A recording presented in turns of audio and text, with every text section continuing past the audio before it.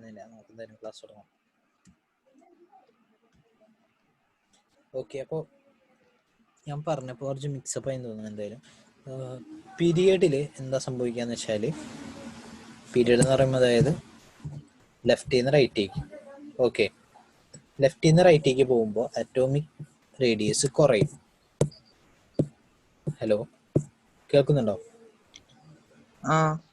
Atomic radius കുറയും. കാരണം എന്താണെന്ന് വെച്ചാൽ ന്യൂക്ലിയസിൽ ന്യൂട്രോണും പ്രോട്ടോണിന്റെ എണ്ണം കൂടിക്കൊണ്ടുവരികയാണ് അല്ലേ? അതേപോലെ തന്നെ സെയിം വാലൻസ് ഷെല്ലിലേക്കാണ് ആഡ് ചെയ്യപ്പെടുന്നത്. അതായത് ഇപ്പോൾ നമുക്ക് രണ്ടാമത്തെ പീരീഡിന്റെ കാര്യം എടുക്കുകയാണെങ്കിൽ 2s2 2p ഇതിലേക്കല്ല ആഡ് ആവുന്നത്. അതായത് ഇത് 1 to 2, ഇത് എത്രയോ 1 to 6 ഇതിലേക്കാണ് ആഡ് ആയിക്കൊണ്ടിരിക്കുന്നത്. അപ്പോൾ അത് മാത്രമല്ല, ഈ ഇലക്ട്രോൺസിനൊക്കെ വരുന്ന അട്രാക്ഷൻ, ന്യൂക്ലിയസിലേക്ക് അട്രാക്ഷൻ കൂടിക്കൊണ്ടിരിക്കും. കാരണം എന്താ? പ്രോട്ടോണിന്റെ നമ്പർ ആഡപ്പ് ആവാൻ അലോങ് ദ, അതുകൊണ്ട് അട്രാക്ഷൻ കൂടി, മാഗ്നറ്റിക് ന്യൂക്ലിയർ ചാർജ് കൂടിയതുകൊണ്ട് അതുകൊണ്ട് ആറ്റോമിക് റേഡിയസ് അല്ലെങ്കിൽ കോവാലന്റ് റേഡിയസ് അല്ലെങ്കിൽ വാൻഡർവാൽസ് റേഡിയസ് നമ്മൾ പറഞ്ഞതൊക്കെ ഡിക്രീസ് ചെയ്യും. ഓക്കെ, ഇനി അലോങ് ദ ഗ്രൂപ്പ് നമ്മൾ നോക്കുകയാണെങ്കിൽ, അലോങ് ദ ഗ്രൂപ്പ് എന്താ സംഭവിക്കുക? എൻ കൂടിക്കൊണ്ടുവരല്ലേ?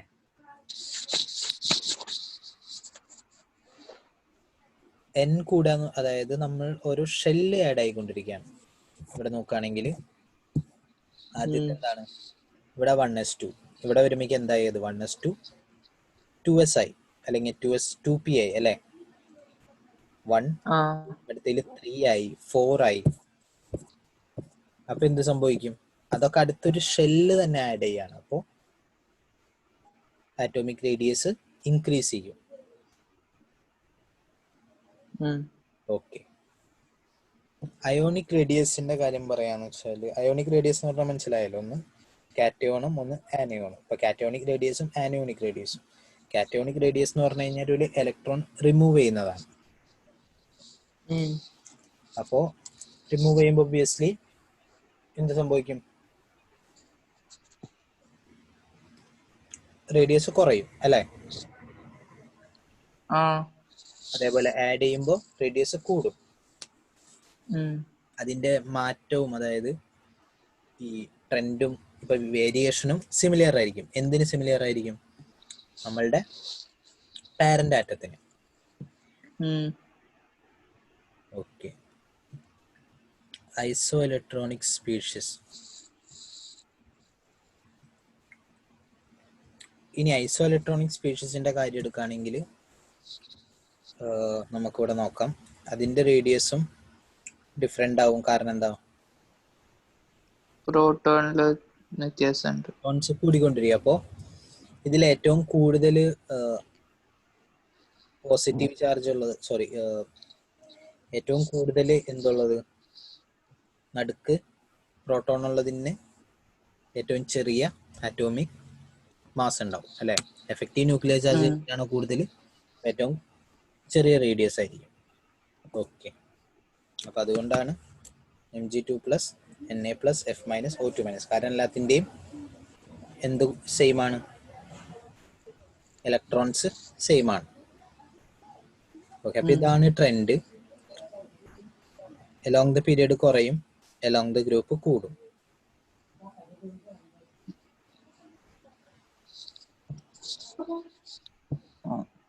അപ്പൊ ഈ ഒരു പിക്ചർ മനസ്സിലാക്കിയാൽ മതി കേട്ടോ.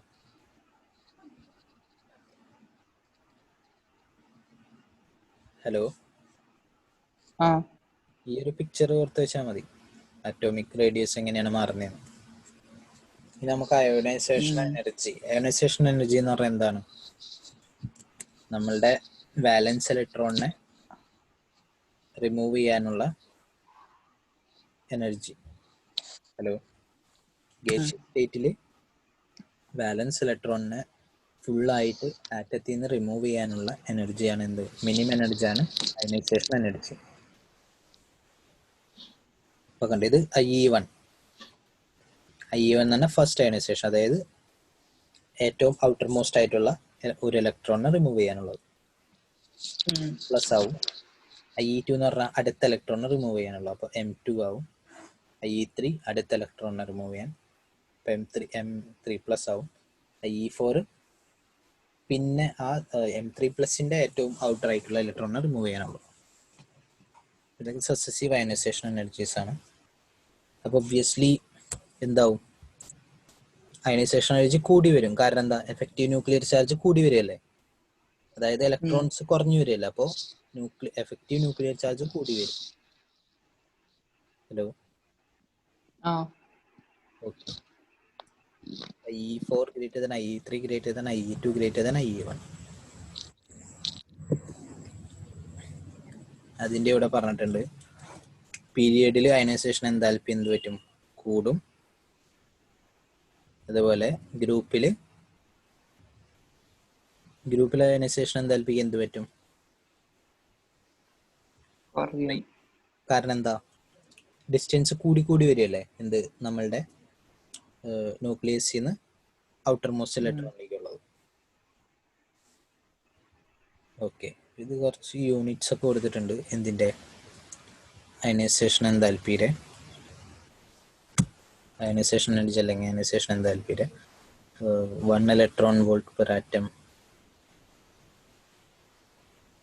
ഓക്കെ, അത് ഇലക്ട്രോൺ വോൾട്ടിൽ കൊടുത്തിട്ടുണ്ട്. കാലറി, അതിനെ തന്നെ കാലറിയിലാക്കിയിട്ടുണ്ട് അവർ.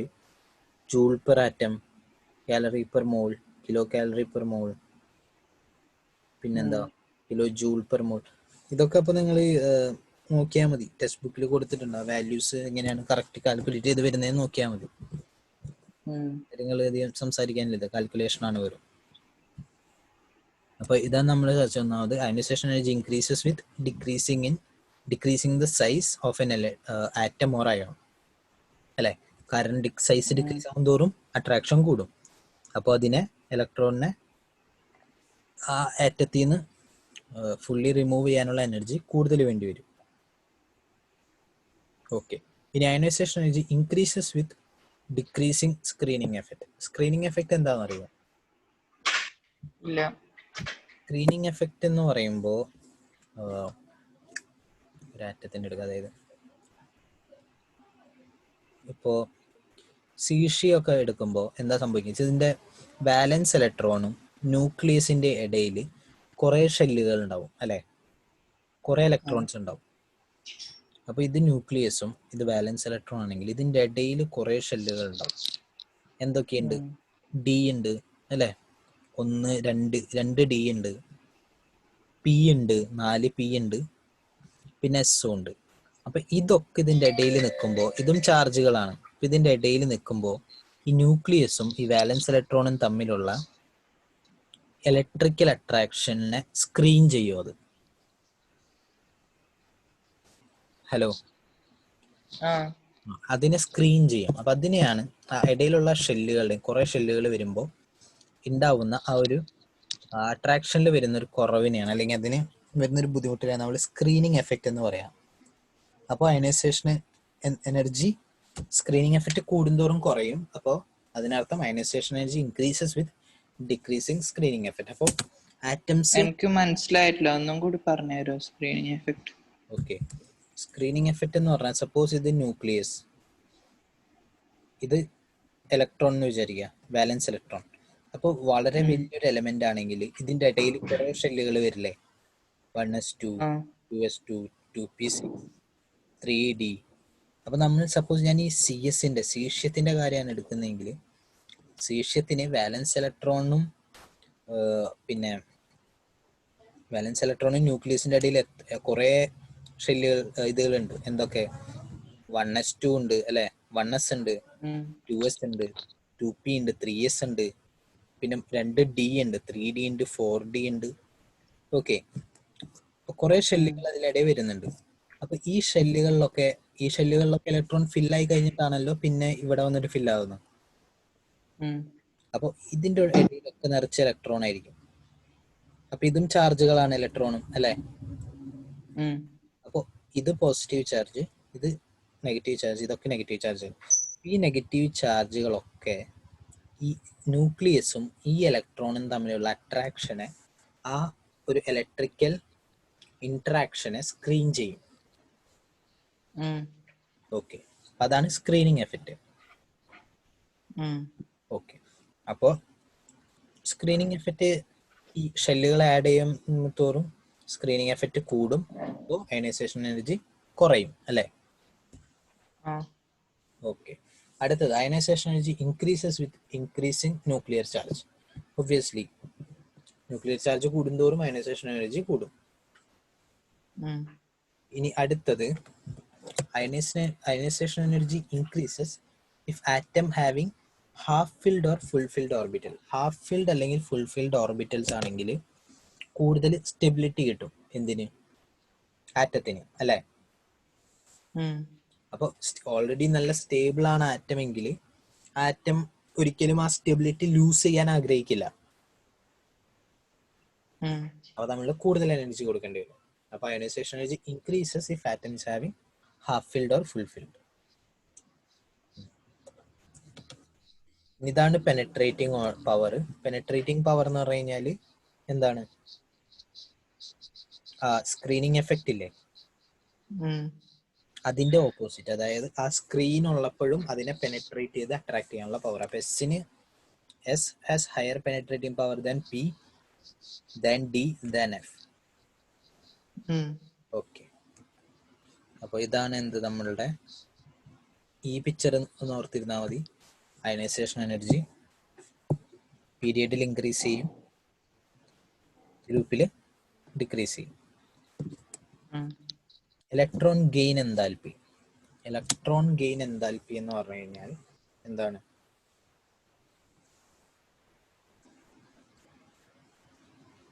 ഹലോ, ഇലക്ട്രോൺ ഗെയിൻ ചെയ്യാൻ വേണ്ടിയിട്ടുള്ള എനർജി, എത്ര എനർജി വേണം?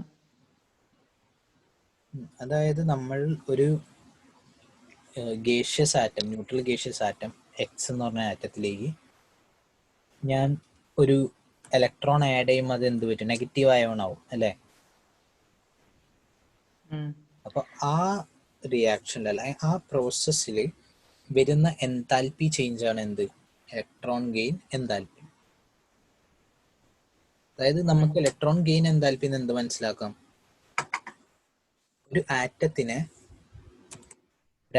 ന്യൂട്രൽ ആറ്റത്തിനെ ഒരു നെഗറ്റീവ് അയോണാക്കി മാറ്റാൻ എത്രത്തോളം എളുപ്പമാണെന്ന് മനസ്സിലാക്കാം. ഓക്കെ, അപ്പോൾ അത് എലമെന്റ് അനുസരിച്ച് അത് എക്സോതെർമിക് ആവാം, എൻഡോതെർമിക് ആവാം. അപ്പൊ നമ്മൾ എൻതാൽപ്പിയുടെ വാല്യൂ നോക്കി കഴിഞ്ഞാൽ നമുക്ക് മനസ്സിലാവും അല്ലേ? Okay, halogens high negative electron gain enthalpy. കാരണം എന്താ? ഒരു ഇലക്ട്രോൺ എടുത്തു കഴിഞ്ഞു കഴിഞ്ഞാൽ ഹൈ സ്റ്റേബിൾ ആവില്ലേ അത്? അപ്പോൾ high negative electron gain enthalpy എന്ന് വെച്ചാൽ നമ്മൾ എനർജി കൊടുക്കണ്ട, എനർജി അത് റിലീസ് ചെയ്യും. ഹലോ, എനർജി റിലീസ് ചെയ്യും. ആറ്റം എനർജി റിലീസ് ചെയ്യും ഇലക്ട്രോൺ റിസീവ് ചെയ്യുമ്പോൾ.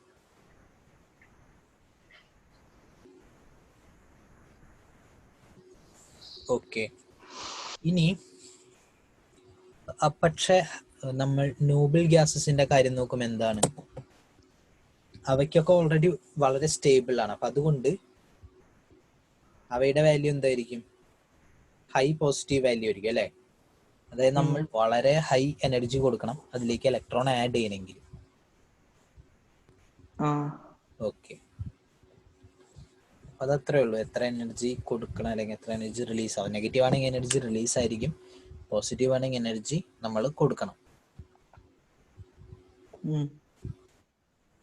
ഓക്കെ, ഇലക്ട്രോൺ ഗെയിൻ എൻതാൽപ്പി നമുക്ക് നോക്കാം. ഇലക്ട്രോൺ ഗെയിൻ എൻതാൽപ്പി ലെഫ്റ്റിൽ നിന്ന് റൈറ്റിലേക്ക് പോകുന്തോറും മോർ ആൻഡ് മോർ നെഗറ്റീവ് ആവും. അതിനർത്ഥം ഇലക്ട്രോൺ അക്സെപ്റ്റ് ചെയ്യാനുള്ള ടെൻഡൻസി കൂടും. കാരണം സൈസ് കുറയും, ന്യൂക്ലിയർ ചാർജ് ഇൻക്രീസ് ആകുമ്പോൾ ഇലക്ട്രോണിനെ ന്യൂക്ലിയർ ചാർജ് കൂടുതൽ വലിച്ചെടുക്കാനുള്ള ടെൻഡൻസി അതിന് കൂടും. ഓക്കെ, അടുത്ത അലോങ് ദ ഗ്രൂപ്പ് എന്ത് പറ്റും? ലെസ് ആൻഡ് ലെസ് നെഗറ്റീവ് ആവും. കാരണം എന്താ? ഈ ന്യൂക്ലിയസും ഇലക്ട്രോണും തമ്മിലുള്ള അട്രാക്ഷൻ കുറയും അല്ലേ? അപ്പോൾ ആ സ്പേസ് കൂടും, അതേപോലെ സ്ക്രീനിങ് വരും. ഓക്കെ, അപ്പോൾ ഞാൻ ഇവിടെ ഒരു ഇത് കൊടുത്തിട്ടുണ്ട്. ഇതാണ് ഇലക്ട്രോൺ അഫിനിറ്റിയുടെ. നിങ്ങൾ ഇങ്ങനത്തെ ഡയഗ്രാംസ് ടെക്സ്റ്റ് ബുക്കിലും ഉണ്ടാവും, അതൊന്ന് നോക്കി വെച്ചാൽ മതി. എന്തുകൊണ്ടാണ് അങ്ങനെ സംഭവിക്കുന്നതെന്നൊന്ന് നോക്കാം. ഇനി ഇലക്ട്രോനെഗറ്റിവിറ്റി എന്ന് വെച്ചാൽ ഒരു ബോണ്ടിൽ രണ്ട് ആറ്റംസ് തമ്മിൽ ഒരു ബോണ്ടിൽ ഏർപ്പെടുമ്പോൾ അതിൽ ഒരു ആറ്റത്തിന് ആ ഷെയർഡ് പെയർ ഓഫ് ഇലക്ട്രോണിനെ അതിലേക്ക് വലിക്കാനുള്ളൊരു ടെൻഡൻസിയാണ് നമ്മൾ ഇലക്ട്രോനെഗറ്റിവിറ്റി എന്ന് പറയാം. മനസ്സിലായോ? അതായത് ഒരു ഇലക്ട്രോൺ ക്ലൗഡ് എന്നാണ് പറയുക. ഇലക്ട്രോൺ ക്ലൗഡ് അല്ലെങ്കിൽ പെയറിനെ ആ ആറ്റത്തിന്റെ അടുത്തേക്ക് കൂടുതൽ പുള്ള് ചെയ്യാനുള്ള ഒരു ടെൻഡൻസിയാണ് നമ്മൾ ഇലക്ട്രോനെഗറ്റിവിറ്റി എന്ന് പറയാം. അപ്പൊ ഇലക്ട്രോനെഗറ്റിവിറ്റി ഏതിന് ഏറ്റവും കൂടുതൽ? ഫ്ലൂറിന്. കാരണം ഫ്ലൂറിനാണ് ഏറ്റവും ഫ്ലൂറിനാണ് ഹാലജൻസിൽ ഏറ്റവും ചെറുത് അല്ലെ? അപ്പൊ ഹൈ എഫക്റ്റീവ് ന്യൂക്ലിയർ ചാർജും ഉണ്ടാവും, അതേപോലെ തന്നെ ഒരൊറ്റ ഇലക്ട്രോൺ മതി എന്തിന്? ഫില്ലാവാൻ, സ്റ്റേബിൾ ആവാൻ. ഓക്കെ, അപ്പൊ പോളിംഗ് എന്ന് പറഞ്ഞിട്ടൊരു സയന്റിസ്റ്റ് ആണ് ഈ സ്കെയിലിംഗ് കൊണ്ടുവന്നത് എന്തിന്റെ? ഇലക്ട്രോനെഗറ്റിവിറ്റിയുടെ. ആളുടെ ഇലക്ട്രോനെഗറ്റിവിറ്റി കണ്ടുപിടിക്കാനുള്ളൊരു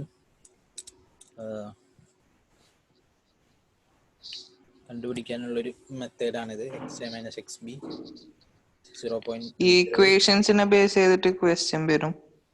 ഇക്വേഷൻസിനെ ബേസ് ചെയ്തിട്ട് ന്യൂമറിക്കൽസ് വരാം. ഇതൊന്നും ഡിറൈവ് ചെയ്യാനൊന്നും ക്വസ്റ്റ്യൻസ് ഉണ്ടാവില്ല, ന്യൂമറിക്കൽസ് വരാം ക്വസ്റ്റ്യൻസ് എൻട്രൻസിനൊക്കെ. പിന്നെ ബോർഡ് എക്സാമിനും വരാവുന്നതാണ്. ബോർഡ് എക്സാമിന് പക്ഷെ ഇതൊന്നും അങ്ങനെ ചോദിക്കാറില്ല. ട്രെൻഡൊക്കെയാണ് കൂടുതലും ചോദിക്കാറ്. ഇനി മുള്ളിക്കൻ എന്നൊരു സയന്റിസ്റ്റിന്റെ ആളുടെ തിയറി പ്രകാരം electronegativity is equal to IP. എന്താ ഇത്? ഇലക്ട്രോൺ അഫിനിറ്റി, ഇത്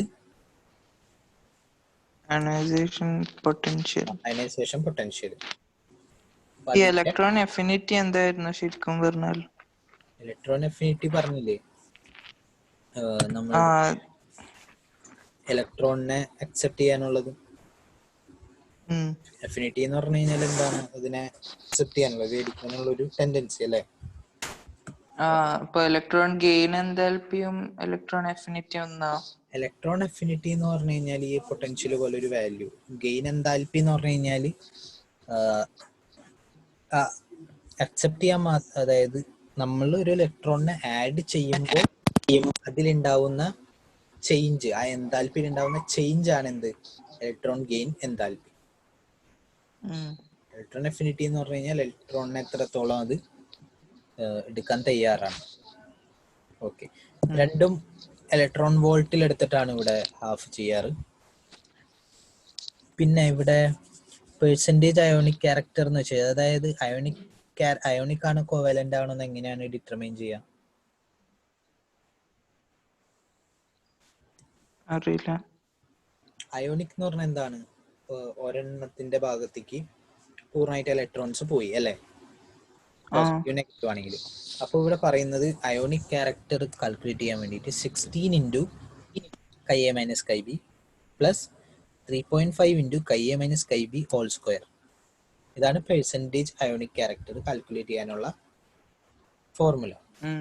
ഓക്കെ, ഇനി ഇലക്ട്രോനെഗറ്റിവിറ്റിയുടെ ഡിഫറൻസ് 1.7 മേലെ ആണെങ്കിൽ അത് അയോണിക് ആയിരിക്കും. എന്ത്? ആ മോളിക്യൂള്. 1.7 താഴെ ആണെങ്കിൽ അത് കോവാലന്റ് ആയിരിക്കും. 1.7 ആണെങ്കിൽ അത് 50% കോവാലന്റും 50% അയോണിക് ആയിരിക്കും. ഈ Ka എന്ന് പറയുന്നത് ഇലക്ട്രോനെഗറ്റിവിറ്റി. ഓക്കെ,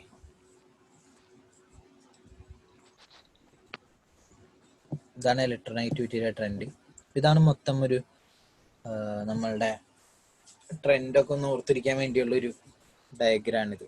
ഇലക്ട്രോനെഗറ്റിവിറ്റി മേലേക്ക് കൂടും, ഇലക്ട്രോണെഗറ്റിവിറ്റി ഡയനൈസേഷൻ എന്താൽപ്പി കൂടും, ഇവിടേക്ക് ഇലക്ട്രോൺ ഗെയിൻ എന്താൽപ്പി കൂടും, അറ്റോമിക് റേഡിയസ് ഇൻക്രീസ് ചെയ്യും അടിയിലേക്ക്, അറ്റോമിക് റേഡിയസ് ഇവിടേക്ക് ഇൻക്രീസ് ചെയ്യും, അത് റൈറ്റ് ടു ലെഫ്റ്റ് ഇൻക്രീസ് ചെയ്യും.